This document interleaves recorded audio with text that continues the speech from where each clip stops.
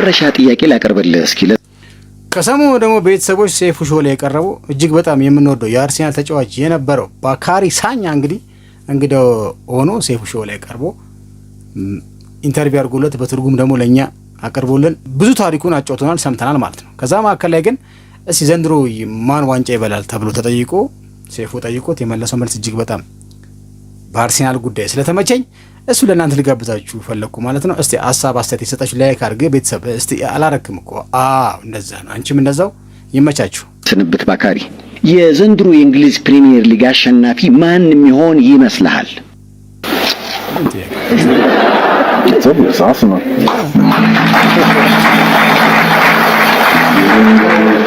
Are you a United fan? No.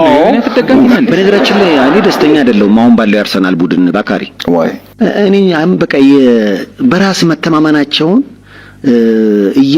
እያጡት የመጣ ነው ይመስለኝና በአርቴታም እምነት የለኝም ባካሪ። Can I ask you a question? እስቲ ልጠይቅህ ሁሉ ጊዜ ፀሐይ ነው እንዴ? በፍጹም You have clouds some. ዳመና ዝናብ ምናምን But you still love life the same way. ቀኑ ሁሌ ሞቅ ያለ እና ብሩህ አይሆንም። ደመናም ዝናብም ጭጋግም ይኖራል። ግን በየቀኑ ደግሞ ህይወትን ተወዷል። አንዳንዴ ደግሞ ቶርኔዶ እሱንም ጨምሮ ግን እስካሁን ጥሩ ነው ያለከው። የሚገርም ፕሮግራም አለ። ቀኑ ምንም ቢሆን እንኳን ቁጭ ብለናል።